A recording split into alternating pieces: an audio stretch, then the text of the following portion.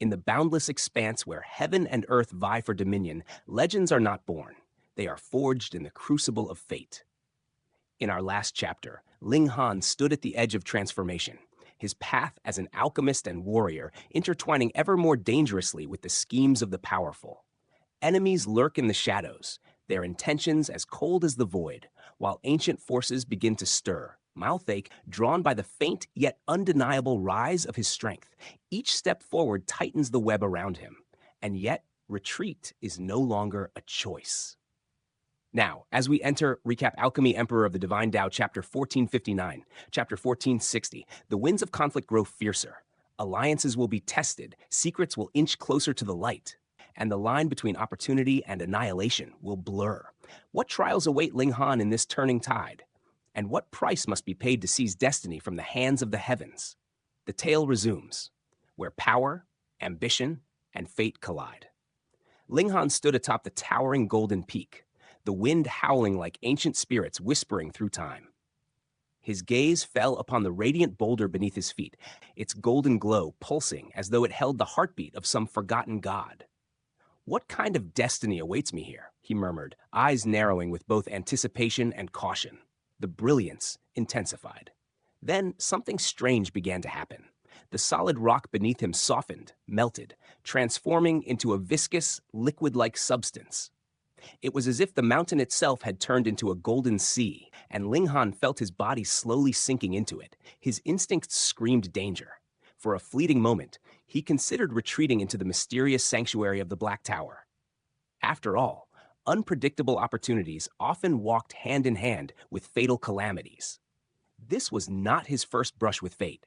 From the Devil's Sky Mystery Realm, where the terrifying Asura Demon Emperor had broken free, to the Heavenly Sea Mystery Realm, where he crossed paths with the enigmatic demon master Zhen Yi, to the treacherous Yellow Spring Mystery Realm, where the notionless saint nearly brought about his end.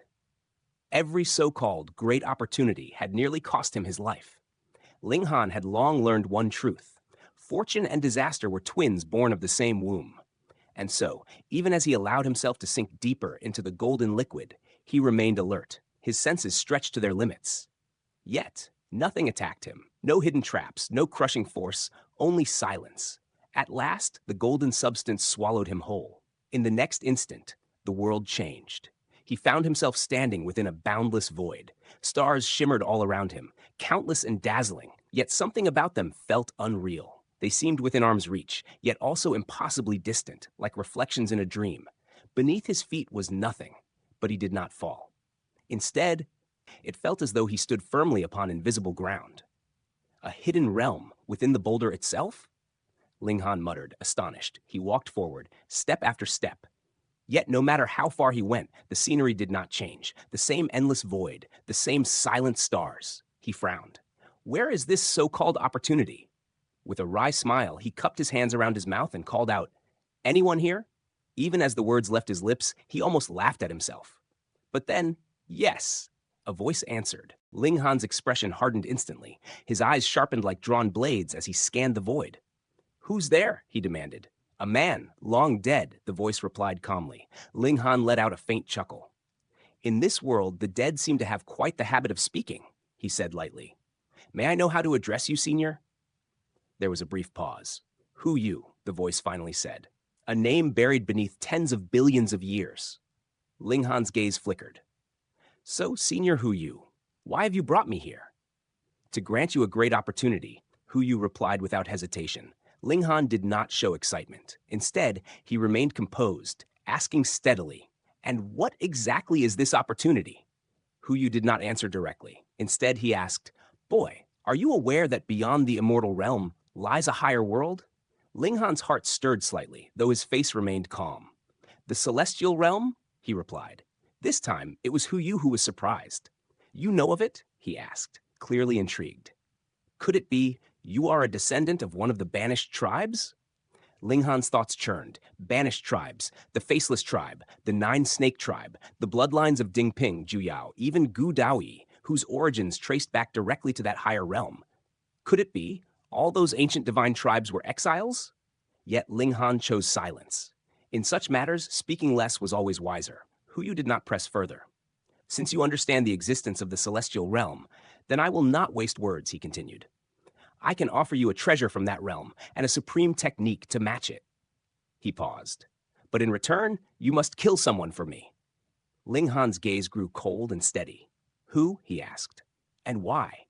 He continued, his voice firm and unwavering. I do not kill without reason. If the target does not deserve death, I would rather abandon this so-called inheritance. After all, what treasure could surpass the Black Tower? He had no need to betray his own principles. For a moment, silence lingered. Then, ha! Huyu burst into laughter, filled with genuine approval.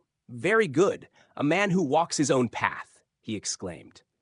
Then listen, and I will tell you everything. The laughter faded. What followed was a tale steeped in blood and betrayal. I am the last survivor of the Hu clan, Huyu began. 10 billion years ago, or perhaps longer, for time has blurred, a great calamity swept through the celestial realm. Countless factions, even the mightiest among them, were struck down, banished, erased. My Hu clan, though not among the absolute rulers, was still a powerful force. We had severing mundane tier elders, and we possessed a mysterious treasure. A treasure whose purpose we could never uncover. When chaos engulfed the realm, we chose neutrality. We did not join the war. His voice darkened. But another clan, one we trusted, one we called allies. They slandered us. They accused us of supporting the chaos. And because of that, a chilling aura spread through the void. A supreme being descended and annihilated my entire clan. Ling Han's eyes flickered with cold light. They wanted the treasure, Huyu said bitterly. They waited until our guard was down, then struck like venomous serpents. I survived only because I was away, training. When I learned the truth, I returned, desperate to reclaim the treasure. They searched for it countless times, but failed. But they found me, and so began the hunt. I fled the celestial realm, clutching that treasure, but my wounds were too grave. I died. Silence fell.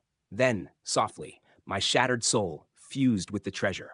And only then did I finally understand its true purpose. A trace of regret lingered in his voice, but by then it was too late. Through its power, my soul endured across countless generations. I remained waiting for a peerless genius, someone who could one day return to the celestial realm and avenge my clan. His voice rose, filled with boundless hatred and sorrow. Ling Han stood quietly, absorbing every word.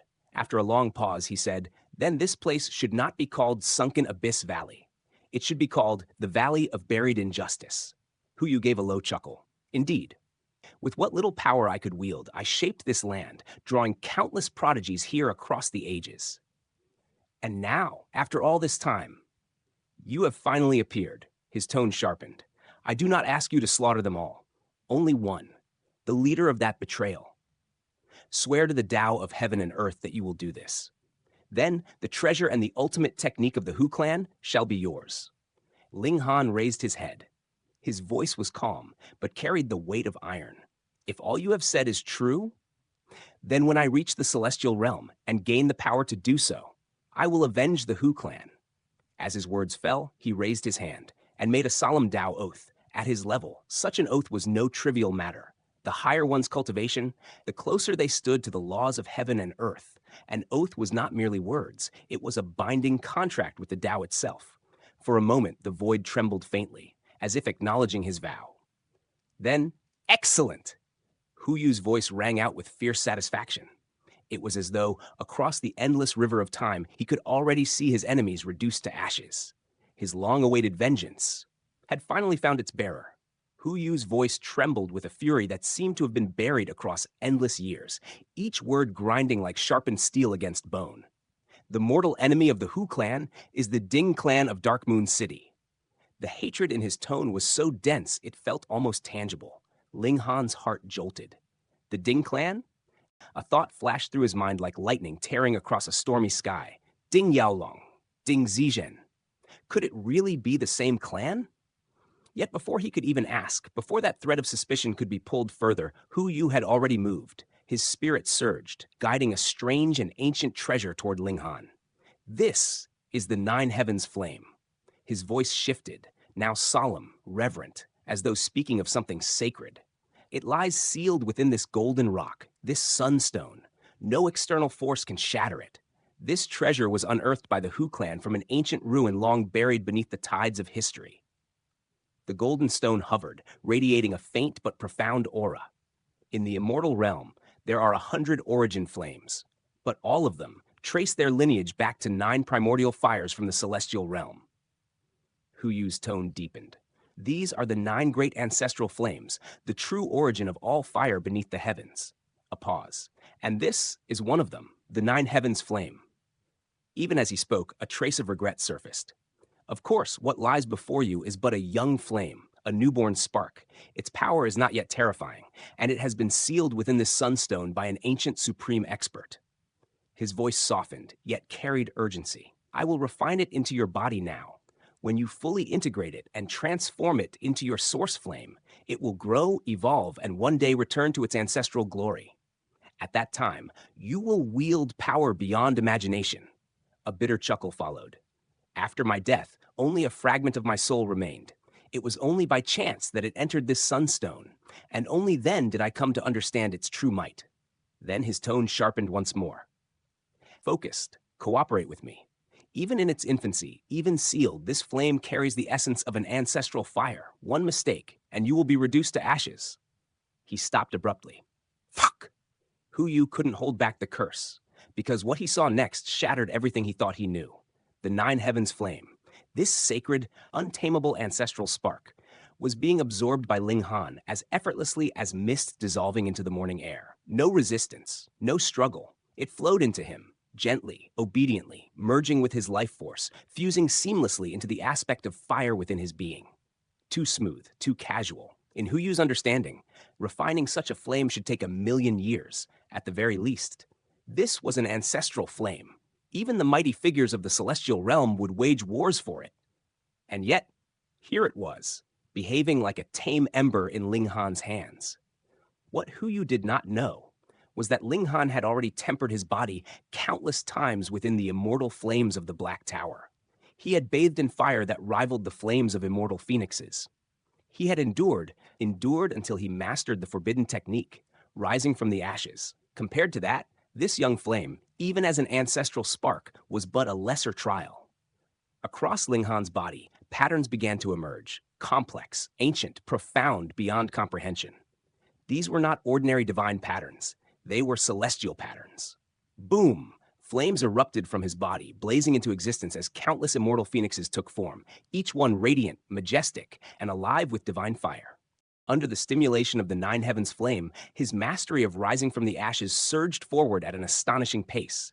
In the past, he could only resurrect once, and even then, it required a long recovery of his life force before he could attempt it again. But now, he could feel it. A new threshold, 2 resurrections, perhaps even 3 in succession. Though still distant, the path had revealed itself. Hu Yu stared, stunned into silence. Have I encountered a monster? Even in the celestial realm, Ling Han's talent would rank among the top prodigies, the kind worshipped as true sons and true daughters of great sects. Such beings would not spare even a glance for someone like him. Yet here, in this so-called backward and primitive world, such a genius had appeared. Shock gave way to exhilaration. Hope ignited. The Hu clan can finally take revenge. For a fleeting moment, Hu Yu had once pinned his hopes on Gu Daoyi, the mysterious divine fetus whose talent rivaled celestial prodigies. But Gu Daoyi had fallen short of the peak. Now, Ling Han stood before him, no weaker, perhaps even greater. Joy surged within Hu Yu's fading spirit. I will pass on the ultimate techniques of the Hu clan to you. His voice was resolute. I will imprint them into your mind. Take your time to comprehend them. Revenge need not be rushed. Plan carefully. The Ding clan may not be among the strongest in the celestial realm, but their grand elders have reached the severing mundane tier. He spoke with gravity. Between immortals and celestials lies an abyss you cannot easily cross, even as a supreme prodigy. They possess 4th severance grand elders, beings who have severed their ties to heaven, earth, love, and karma. Their power is terrifying. He continued, explaining the profound path. To become a celestial, one must sever all worldly attachments. The first cut severs heaven, the second earth, the third love, and the 4th karma. Only then does one become their own heaven and earth. First severance marks the low extreme. Each severance deepens that transcendence. and the Ding clan stands at the consummate level of this realm. His warning was clear. Before you have absolute confidence, you must never reveal yourself. Otherwise, you will walk straight into death. Ling Han could not respond. His mind was drowning in a storm of symbols, ancient, mysterious, swirling endlessly. They were the ultimate techniques of the Hu clan. He could neither speak nor transmit divine sense. He could only endure and absorb. Voices echoed within him. Great evolution technique. Darkness of the paramount night. Sword of mundane washing rain. Dark grief origin dragon destruction. Song of the ages. Technique after technique flooded his consciousness. Not all were celestial in rank. Many belonged to the Genesis tier. But one stood apart. Song of the ages. Not Tide of the ages, but undeniably connected. A deeper, more complete form. As Ling Han studied its symbols, a sense of familiarity surged within him. Under the reincarnation tree, he could fully grasp it within 100 years of real time. This technique surpassed what he had known. Tide of the Ages could only age an opponent's attack, but Song of the Ages could rewind time, peer into the past, even glimpse the future, a complete celestial technique. In that moment, Ling Han understood. The Ding clan had seized this technique after destroying the Hu clan.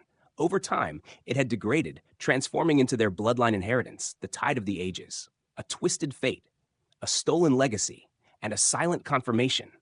This was indeed the same Ding clan. As the realization settled, the Nine Heavens flame finally rooted itself within Ling Han.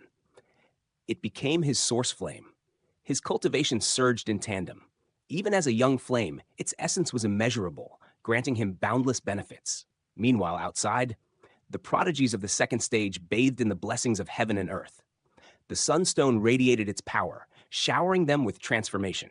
Days passed, half a month. Why hasn't it ended yet? It should have concluded within 10 days.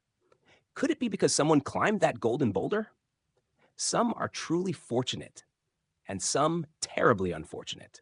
Zi Chenfeng, Long Xiangyo, second in the world, those left behind. In contrast, Gu Daoyi, locked in battle with Empress Luan Xing, had seized his chance. His divine fetus shimmered, as though ready to ascend beyond the mortal realm. Time stretched further. 1 month, 2, 6. Even a saint descended to investigate, astonished by the phenomenon. Yet finding no harm, he departed. 1 year, 3 years, 5 years. The blessings continued. Most had left, but the shock remained. Those who endured the second stage would soar above all others. And if that was their fate, then what of Ling Han, who stood at the very center of it all?